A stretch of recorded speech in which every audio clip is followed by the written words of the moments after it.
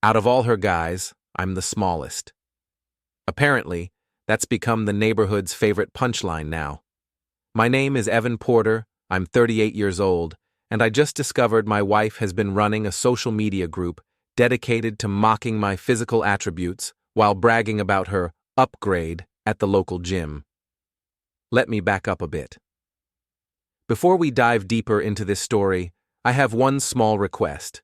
Please subscribe, drop a like, comment, and hit that hype button to boost this channel so more people can discover these incredible Reddit stories. 3 weeks ago, I thought I had a pretty decent life. I'm a software architect for a mid-sized tech company in Phoenix, pulling in a solid 6-figure salary. My wife Talia works in marketing coordination for a healthcare firm downtown. We live in a nice suburban house with a 2-car garage and a pool that gets used maybe twice a year. On paper, we looked like the American dream. The cracks started showing at dinner parties. "Oh my God, Evan, tell them about your college wrestling days," Talia would say, with that smile that never quite reached her eyes anymore. "He was in the lightweight division. Very lightweight," her friends would giggle. Jenna West, her so-called best friend, would lean in conspiratorially. "Talia, you're terrible," she'd whisper, loud enough for everyone to hear. I'd learned to roll with it. "Yeah, well, good things come in small packages," I'd shoot back, raising my beer. "Just ask my bank account." That usually got a laugh and changed the subject. But lately, the jokes were getting meaner, more pointed. Last Tuesday, during dinner with Jenna and Danny Pruitt, Talia actually pulled out her phone. "Look at this photo from our honeymoon," she said, showing them a picture of me in swim trunks. "I mean, how did I even marry this guy?" They erupted in laughter. Jenna nearly choked on her wine. I set down my fork carefully. "Well, if you're looking for something bigger, feel free to go find it." The laughter faded instantly. Talia's smile faltered for just a second before she forced it back. "Oh, come on, baby. You know I'm just kidding." But she wasn't kidding. That became crystal clear when my coworker Derek Lang pulled me aside at the office coffee machine last Friday morning. "Dude, you need to see this," he said, glancing around nervously. He showed me his phone screen. My girlfriend follows some private groups, and she stumbled across this one called Marriage Reality Check. Look familiar? The red liquid drained from my face. There was my wedding photo, posted by someone named Talia C29. The caption read, "When you realize you settled too early. Ladies, learn from my mistakes. There are better options out there." 43 comments. 43 women I didn't know, discussing my appearance, my height, my build, like I was livestock at auction. "There's more," Derek said quietly. "She's been posting about some guy named Colton. Gym trainer, apparently. Posted some pretty explicit stuff about their activities." I stared at the screen until the words blurred together. My wife of 8 years was running an online support group for women who wanted to cheat on their husbands, and she was using me as Exhibit A for why they should. "Thanks for showing me," I managed to say. Derek squeezed my shoulder. "What are you going to do?" I looked at him and felt something cold settle in my chest. "I'm going to remind everyone that the smallest man in the room isn't always the weakest." That weekend, while Talia was at her book club, which I now knew was code for meeting Colton, I started gathering evidence. I'm a software architect, which means I understand data, systems, and how to document everything properly. I took screenshots of every post, every comment, every message I could access from our shared devices. Talia had been sloppy with her digital security, probably because she never imagined I'd go looking. Her laptop automatically saved passwords, and she'd left her social media logged in on our home computer. The affair with Colton Brewer had been going on for 3 months. He was 29, worked at Elite Fitness downtown, and had the kind of muscular build that looked good in gym selfies. From their message history, it was clear this wasn't just physical. They were planning a future together. Talia had already started looking at apartments, but here's what she didn't know. Our house was titled solely in my name, inherited from my grandmother. The joint checking account had most of our liquid assets, but my investment accounts were separate. And thanks to a prenup her father had insisted on, ironic considering, her claim to my assets in a divorce was limited. I spent Sunday quietly moving money around, not hiding it, just organizing it properly. I transferred the house deed into a family trust, perfectly legal. I opened a new checking account and redirected my direct deposit. I canceled the credit cards that were in my name, but that she used. Monday morning, I decided to meet the famous Colton. Elite Fitness was one of those gyms that looked more like a nightclub, all chrome and neon lighting. I found Colton at the juice bar, exactly where Talia's messages said he'd be. He was even more ridiculous in person, wearing a tank top that might as well have been a sports bra, his hair gelled into something that defied physics. Colton Brewer? I walked up with a friendly smile. He looked me up and down dismissively. Yeah? You looking for a trainer? I've got a waiting list, but I could probably fit you in next month. Actually, I'm Evan Porter, Talia's husband. The protein shake in his hand stopped halfway to his mouth. His face went through several interesting color changes. I don't know what you're talking about, man. Sure you do. I kept my voice conversational, but loud enough for the other gym members to hear. You're the guy who's been sleeping with my wife for 3 months, the one she posts about in her little online group. Several people had stopped their workouts to listen. Colton's face was now bright red. Look, man, I don't want any trouble. Of course you don't. I reached out and knocked the protein shake right out of his hand. It splattered across the floor in his expensive sneakers. Oops. Guess you're not as coordinated as you look. The gym went silent. Colton stared at his ruined shoes, then at me, clearly trying to decide if he wanted to start something with an audience watching. You're crazy, he muttered, grabbing a towel. Maybe. But I'm not the one stupid enough to think this was going to stay secret forever. I turned to leave, then paused. Oh, and Colton? You might want to tell your girlfriend Vanessa about this before she finds out another way. I walked out feeling better than I had in months. Tuesday morning, I sent a carefully worded email to Talia's HR department. I didn't mention the affair directly.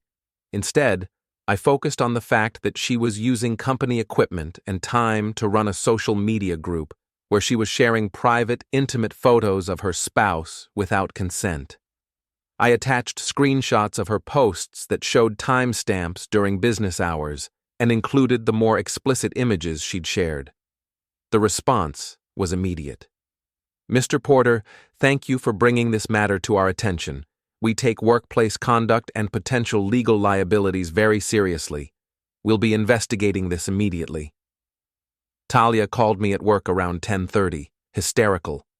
Evan, what did you do? HR just called me into a meeting. They're talking about firing me. I have no idea what you're talking about, I said calmly.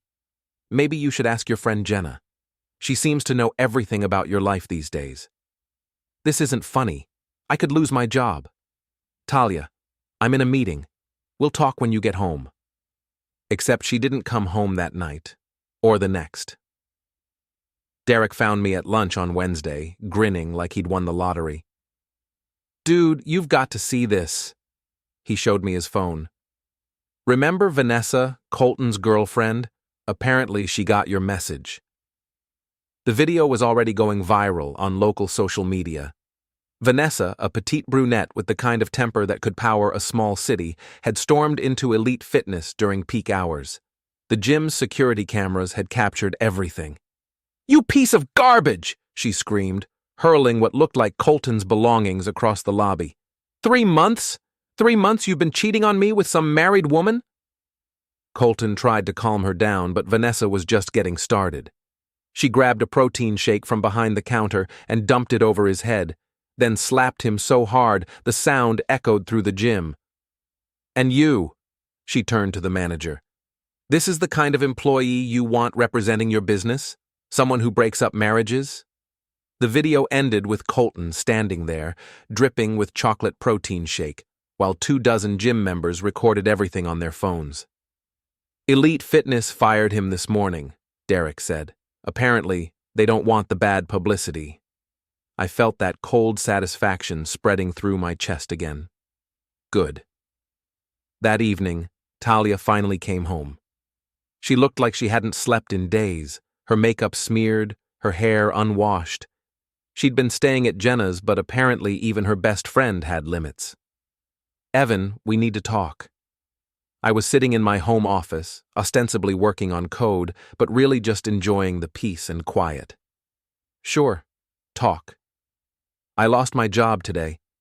They said I violated company policy about personal use of equipment and creating liability issues. She sat down across from me, tears streaming down her face. I know you're angry, but this is going too far. Is it? I leaned back in my chair. Let me ask you something, Talia. When you were posting those photos of me online, when you were telling strangers about our private life, when you were planning to leave me for your gym boyfriend, did you think about how far was too far? That's different. No, it's really not. I turned my computer screen toward her. See this? It's the divorce papers I filed this morning. Irreconcilable differences, with a side of adultery for good measure. Her face went white. You can't do this. I already did. Oh, and just so you know, your parents called me today. Apparently someone sent them screenshots of your little social media group. Your mom was particularly interested in the posts where you discussed your private life with Colton. Talia buried her face in her hands. Oh, God. They're expecting you to move back home tomorrow. Your dad was very clear about that. Something about not tolerating this kind of behavior under his roof, but willing to help his daughter get back on her feet. Evan, please, I made a mistake. I was stupid. I was bored. I don't know what I was thinking. You were thinking you could humiliate me publicly while planning your exit strategy. I stood up. The difference is, I'm better at strategy than you are. She looked up at me with mascara streaking down her cheeks. What happened to you? You used to be kind. I used to be naive. Now I'm educated. I walked toward the door. You've got until tomorrow morning to pack your things. After that, I'm changing the locks. This isn't over, Evan. I paused at the doorway. You're right. It's not. The next phase of my plan required patience. Talia moved back in with her parents, a humiliating step backward for a 36-year-old woman who'd spent years bragging about her independence. But she wasn't going quietly. Within a week, she'd rallied Jenna and Danny to her cause. They started a whisper campaign around our social circle, painting me as controlling and vindictive. Poor Talia, they said. She made one little mistake, and her cruel husband destroyed her entire life. The problem with their strategy was that I'd been documenting everything. Friday night, I went to Flanagan's, the Irish pub where our group usually met for drinks. Jenna and Danny were holding court at our usual table, surrounded by mutual friends. I ordered a beer and found a spot at the bar where I could hear their conversation clearly. I mean, everyone makes mistakes in marriage, Jenna was saying, but to go after her job, that's just evil. Talia's devastated, Danny added. She's talking about moving back to California, starting over completely. Evan has destroyed everything she worked for. What exactly did she work for? The question came from Mike Chen, one of the guys from my office who joined our social group through Derek. Because from what I heard, she was running some kind of online group to trash her husband while she cheated on him. Jenna's voice got defensive. That's not what happened. She was just venting to friends about her marriage problems. Every woman does that. By posting naked photos of her husband without his consent, Mike pressed. That's not venting, that's revenge porn. You don't understand the situation, Danny snapped. Evan is controlling. He probably drove her to this. That's when I decided to join the conversation. Hey, everyone. I walked over with my beer, smiling pleasantly. Mind if I sit down? The table went silent. Jenna and Danny looked like they'd swallowed something unpleasant. "Actually, Evan, we were having a private conversation," Jenna said. "About me, apparently." I pulled up a chair. "I couldn't help overhearing. You were explaining to everyone how I drove my wife to cheat on me and humiliate me online. I'm curious about the details." "We weren't," Danny started. "Sure you were. And you know what? You're right. I am controlling." I took a sip of my beer. "For instance, I controlled the situation when I found out Talia was planning to leave me for an unemployed gym trainer.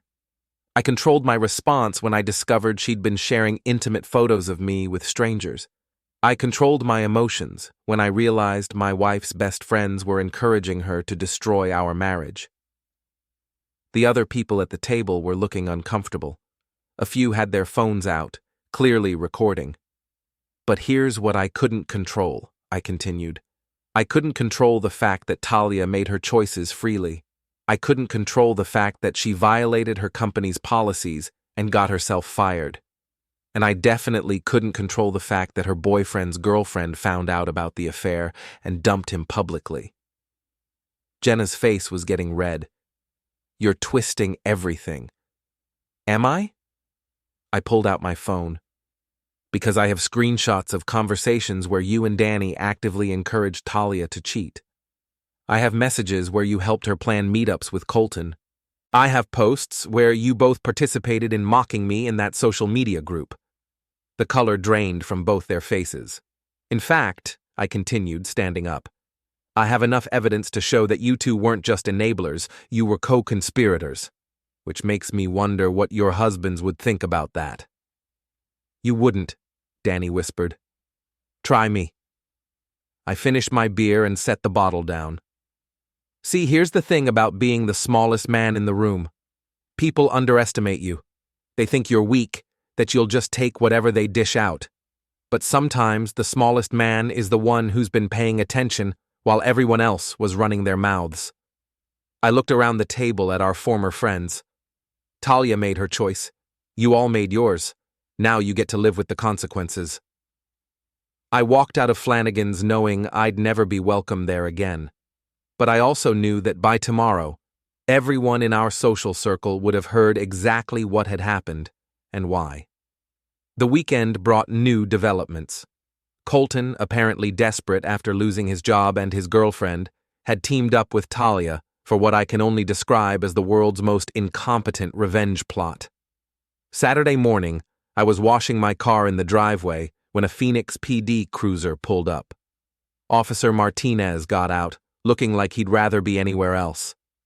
"Mr. Porter, we got a complaint about harassment. Mind if we talk?" "Of course." I turned off the hose. "What kind of harassment?" "Apparently you've been stalking and threatening a Mr. Colton Brewer and your estranged wife." I almost laughed. "Officer, I haven't seen either of them since this whole thing started, but I have a feeling I can guess what this is about." I led him to my home office and showed him my computer setup. "I've got security cameras covering my entire property, dash cam footage from my car, and GPS tracking on my phone. Would you like to see where I've been for the past week?" Officer Martinez looked over the evidence with growing amusement. "So, you're telling me you can account for your whereabouts pretty much 24/7? "That's exactly what I'm telling you. I'm a software guy, officer. I like data." I pulled up my phone's location history. "Here's me at work every day this week. Here's me at the grocery store Thursday night. Here's me at home every evening." "And you haven't contacted Mr. Brewer or your wife?" "Only through my attorney." I showed him the email chain. "Everything's been handled through proper legal channels." Officer Martinez shook his head. "Mr. Porter, I've got to ask, what exactly did you do to these people? Because they seem pretty desperate to get you in trouble." I documented their affair and made sure the right people found out about it. Apparently they didn't think about the consequences beforehand. "Well, there's no case here. If anything, filing a false police report could get them in trouble." He handed me his card. "But if they escalate this, call me directly." After he left, I realized Talia and Colton were getting desperate. Desperate people do stupid things. I decided it was time to be proactive. Sunday afternoon, I drove to my in-laws' house. Talia's father, Robert, answered the door. He looked older than I remembered, worn down by the stress of having his adult daughter move back home in disgrace. "Evan, I was wondering when you'd show up." "Hi, Robert. Is Talia here?" "She's in her old room, probably plotting your destruction." He stepped aside to let me in. "For what it's worth, I'm sorry about all this. We raised her better." "I know you did. That's not why I'm here." Talia appeared at the top of the stairs, looking panicked. "What are you doing here?" "We need to talk. All of us." I looked at Robert. "Your daughter and her boyfriend just filed a false police report against me. I thought you should know before this gets worse." Robert's face darkened. "Talia, get down here, now!" What followed was one of the most uncomfortable conversations of my life. I laid out everything: the affair, the social media group, the false police report, all of it. Robert and his wife Linda listened in horrified silence while Talia tried to minimize and deflect. "Dad, he's exaggerating everything." "Am I?" I showed them my phone. "Here's the police report your daughter filed yesterday, claiming I've been stalking and threatening her. Here's the GPS data showing I haven't been within 5 miles of anywhere she's been." Linda spoke up for the first time. "Talia, honey, what were you thinking?" "I was thinking my husband destroyed my life over a mistake." "A mistake?" Robert's voice was getting louder. "You cheated on your husband, humiliated him online, and now you're lying to the police? That's not a mistake. That's a pattern of terrible decisions." I stood up. "I'm not here to cause more family drama.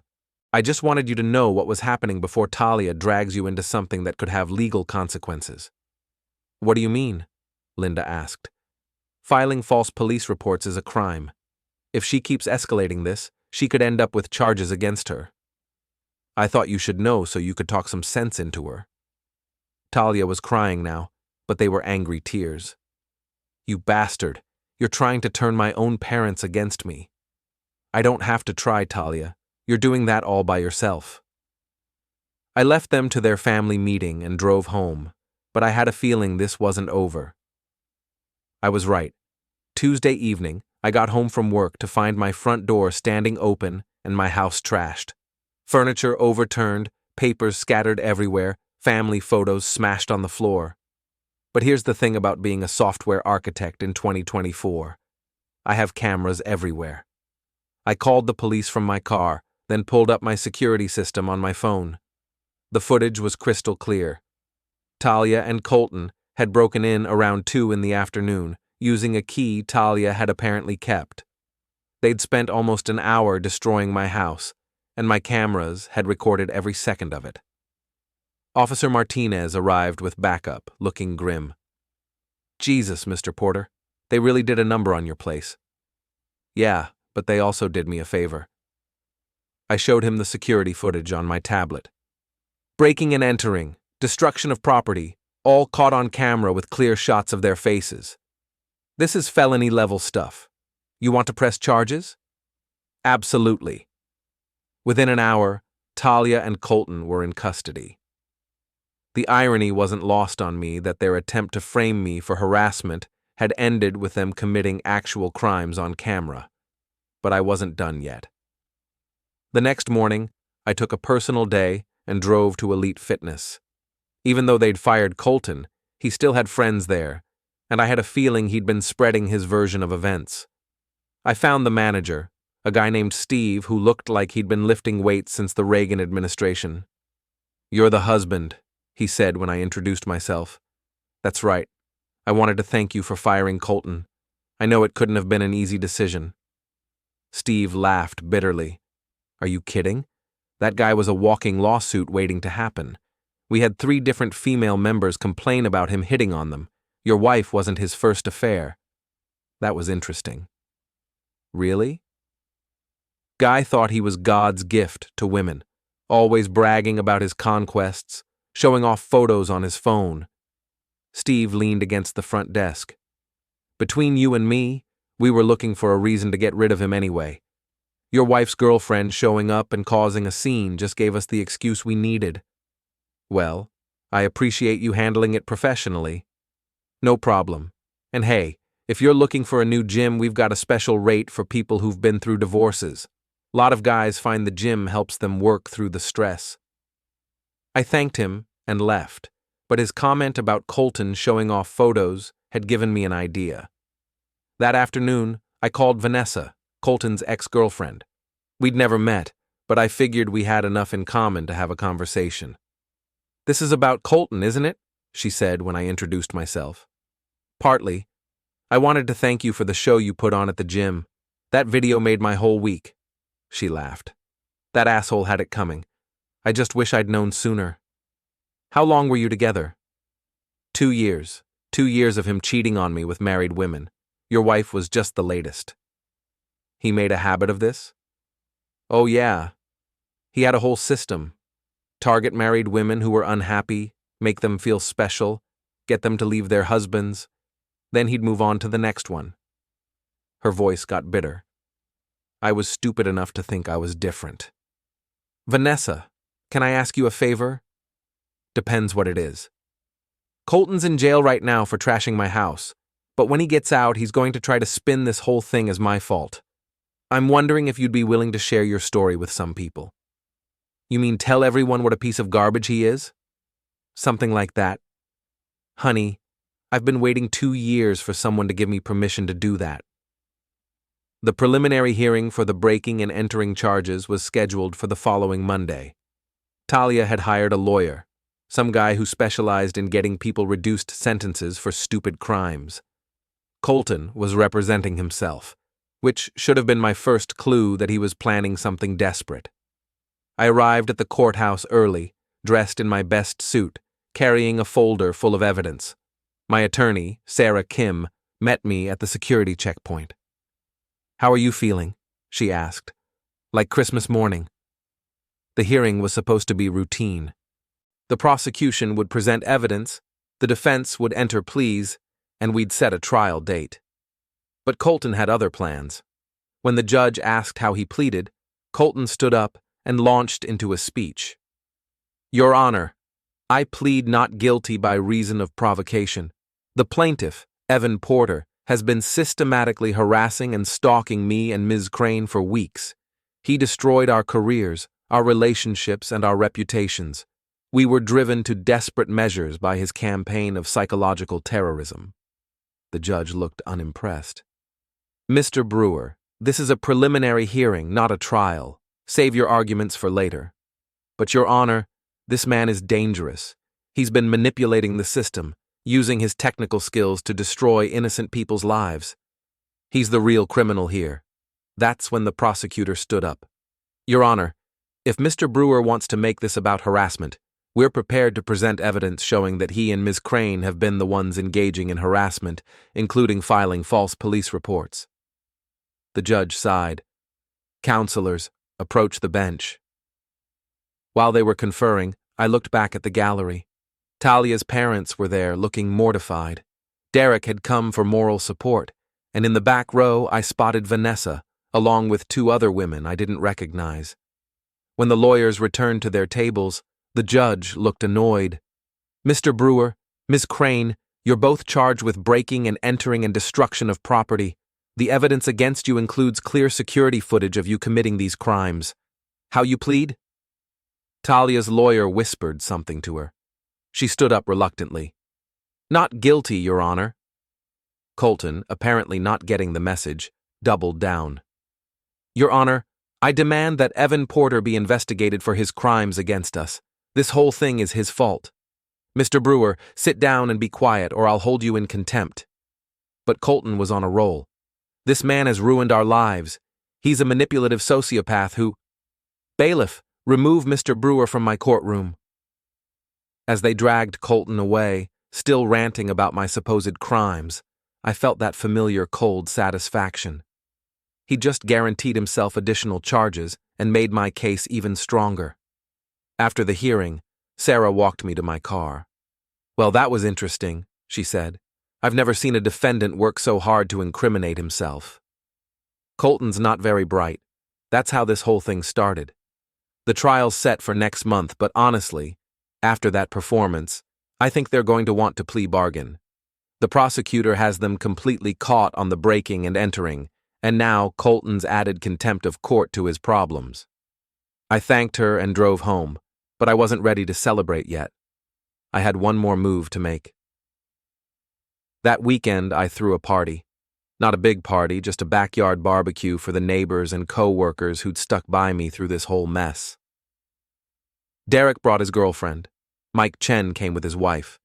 A few of the neighbors I'd gotten to know better since becoming single showed up with side dishes and beer. But the real guests of honor were Vanessa and her two friends, who turned out to be other women Colton had cheated on over the years. "Ladies and gentlemen," I said, raising my beer as the sun set over my backyard, "I want to thank you all for your support during what's been a challenging time. It's nice to know who your real friends are." Everyone raised their drinks in response. "But I also want to share something with you. See, for months, I thought I was the problem in my marriage. I thought maybe I wasn't good enough, wasn't man enough, wasn't whatever enough. My wife and her friends certainly encouraged that thinking. I looked around at the faces of people who'd become my real support system. But it turns out, the problem wasn't me. The problem was that I married someone who thought humiliating her husband was entertainment, and she fell for someone who made a career out of breaking up marriages." Vanessa stepped forward. "Tell them about the photos, Evan." I'd almost forgotten about that. "Oh, right. Vanessa discovered that Colton kept photos on his phone. Not just of the women he was sleeping with, but photos he'd taken without their knowledge. Screenshots of private messages, pictures taken during intimate moments, stuff like that." The crowd was listening intently now. He had a whole collection. Apparently he liked to show them off to his friends at the gym like trophies. I took another sip of beer. Vanessa was kind enough to share those photos with the other women who'd been involved with Colton over the years, and they were kind enough to share them with their husbands. One of Vanessa's friends, a redhead named Kelly, spoke up. Turns out 3 of those husbands are lawyers. They're very interested in discussing privacy violations and revenge porn charges with Mr. Brewer.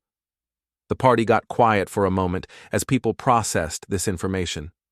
"So let me get this straight," Derek said. "Colton's facing breaking and entering charges, contempt of court, and now potential revenge porn charges? That's about the size of it. And Talia? Well, she's already lost her job and her boyfriend. Her parents are making her pay rent to live in her childhood bedroom, and she's facing the same breaking and entering charges as Colton." I shrugged. "I think that's punishment enough for her." Mike Chen raised his beer. "To Evan, for proving that the smallest man in the room can still be the smartest." Everyone drank to that, and I felt something I hadn't felt in months. Genuine happiness. The party was winding down around 10 o'clock when a car pulled up in front of my house. Talia got out, followed by Jenna and Danny. They looked like they were dressed for war. "Oh, this should be good," Derek muttered. The 3 of them marched up my driveway like they owned the place. Talia was carrying what looked like a legal document. "Evan," she called out, "we need to talk. Now." The party guests all turned to watch the show. I set down my beer and walked over to meet them at the edge of my patio. "Ladies, what can I do for you?" Talia thrust the document at me. "This is a restraining order. You're not allowed to contact me, Colton, or any of our friends anymore." I looked at the paper. It was a petition for a restraining order, not an actual order, and it was filled out incorrectly. "Talia, this is just an application, and you filled it out wrong. You can't get a restraining order against someone for documenting your crimes. You've been harassing us for weeks." "No, I've been responding to your harassment. There's a difference." Jenna stepped forward. "You destroyed her life, Evan. You went after her job, her relationships, everything. I documented her choices and made sure the appropriate people knew about them. If that destroyed her life, maybe she should have made better choices." Danny was recording everything on her phone. You're a sociopath. You systematically destroyed everyone who crossed you. Actually, Vanessa called out from the patio, he's the only one in this whole mess who didn't break any laws. Talia spun around. Who the hell are you? I'm Colton's ex-girlfriend, the one who found out he was cheating on me with you. Vanessa walked over, and I could see she was enjoying this. I'm also the one who's been talking to the other women he cheated on over the years. What other women? Oh, honey, you thought you were special? Vanessa laughed. You were just the latest in a long line. Colton's got a type, married, insecure, and desperate for attention. Talia's face went white. That's not true. It's completely true. He had photos of all of you on his phone. He used to show them off at the gym like baseball cards. I watched Talia process this information. The realization that she'd thrown away her marriage for someone who saw her as just another conquest was written all over her face. You're lying, she whispered. Am I? Vanessa pulled out her phone. Because I've got screenshots. Want to see what he really thought of you? That's when Talia snapped. She lunged at Vanessa, screaming something incoherent. Vanessa, who I was learning had grown up with brothers, sidestepped easily and let Talia stumble past her into my pool. The splash was enormous. Talia came up sputtering, her dress clinging to her, her makeup running down her face. The entire party was silent for about 3 seconds, and then everyone burst into laughter. Talia? Jenna rushed to the edge of the pool. Are you okay? Get me out of here! Talia was trying to climb out, but the pool steps were on the other side, and she was too flustered to think clearly. I walked over and offered her my hand. She looked at it for a moment, then at my face, and I could see the exact moment she realized how completely she'd humiliated herself. Come on, I said quietly. Let's get you out of there. She took my hand, and I pulled her up onto the deck. She stood there dripping, shivering, looking around at the faces of people who'd just watched her lose control completely. Jenna, give me your car keys, she said finally. Talia, maybe we should… Give me your keys. Jenna handed them over reluctantly. Talia looked at me one more time. This isn't over, Evan. Yeah, it is. I handed her a pool towel. It's been over for a while. You just didn't want to admit it. She wrapped the towel around herself and walked toward Jenna's car, leaving wet footprints on my driveway. Jenna and Danny hurried after her, both of them looking like they wanted to be anywhere else. As they drove away, Derek started a slow clap that spread through the entire party. Ladies and gentlemen, he announced, I think we just witnessed the end of an era. I looked around at my friends, my neighbors, the people who'd supported me through the worst period of my life. Then I looked at my house, my pool, my life that I'd built and defended and won back. You know what? I said. I think we did. The trial was anticlimactic. Faced with clear video evidence and additional charges piling up, both Talia and Colton took plea deals. Talia got probation and community service. Colton got 6 months in county jail and a permanent restraining order keeping him away from Elite Fitness and its members. The divorce was finalized 3 weeks later. Thanks to the prenup and the evidence of adultery, Talia walked away with almost nothing.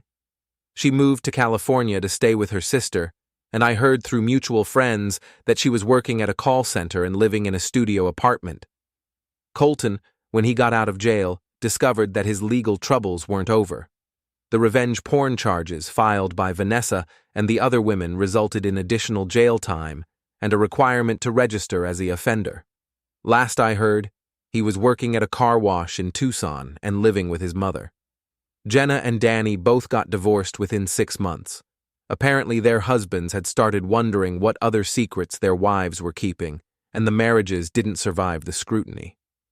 They blamed me for that too, but by then I'd stopped caring what they thought. As for me, I kept the house, got a promotion at work, and started dating a woman I met at a coffee shop who thought my story was hilarious rather than humiliating. Her name is Rachel. She's a veterinarian, and she's never once made a joke about my size. But the best part came 6 months after the trial, when I got a call from Officer Martinez. "Mr. Porter, you remember that false police report your ex-wife filed against you?" "Of course." "Well, we just arrested her again. Apparently, she tried the same scam on her new boyfriend's ex-wife, filed a harassment complaint, claimed the woman was stalking her, the whole 9 yards. Let me guess. The ex-wife had security cameras? And GPS tracking and witnesses. Your ex-wife really doesn't learn, does she?" I laughed. "Officer, if Talia was capable of learning from her mistakes, none of this would have happened in the first place." After I hung up, I sat in my home office, looking out at the backyard where I'd thrown that party, where Talia had made her final spectacular exit from my life. I thought about everything that had happened, all the pain and humiliation and anger, and how it had all led to this moment of perfect, peaceful satisfaction. They used to call me the smallest man in the room, but as I sat there in my house, surrounded by the life I'd rebuilt and the friends who'd stuck by me, I realized something important. Size isn't about your body, it's about your character. And when the dust settled, I was the biggest man standing.